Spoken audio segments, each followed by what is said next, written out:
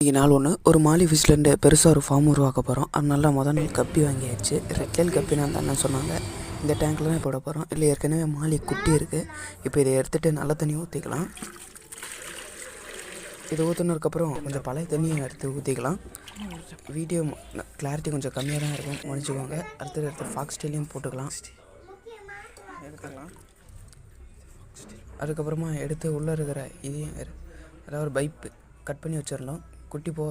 குட்டி ஹைட் ஆகிறதுக்கும் போயிட்டு வரதுக்காகவும் நம்ம உள்ள வச்சுக்கலாம். அடுத்து பாட்டிலில் கட் பண்ணி கல் போட்டு வச்சுருக்கோம். காரணம் குட்டி பயிரில் ஹைட் ஆகிறதுக்கு, பெரிய மீன் சாப்பிடாமல் இருக்கிறதுக்காக தான் இதுவும். இதையும் எடுத்து உள்ளே வச்சுக்கலாம். கிளாரிட்டி கொஞ்சம் கம்மியாக தான் இருக்கும், தயவு செஞ்சு மன்னிச்சுக்கோங்க. அடுத்த வீடியோவில் வந்து சரி பண்ணிக்கலாம். அடுத்து நம்ம கப்பி ஃபிஷ்ஷெல்லாம் எடுத்து டெம்பரேச்சர் செட் ஆகிற வரைக்கும் இதுக்குள்ளே வைக்க போகிறோம். டெம்பரேச்சர் செட் ஆகிற வரைக்கும் உள்ளே இருக்கட்டும். அடுத்து கல் போட மாட்டோம், கல்லையும் போட்டுக்கலாம். ஓகே ஃப்ரெண்ட்ஸ், அடுத்த நாளைக்கு பார்க்கலாம். பாய், பர்த்தேன்.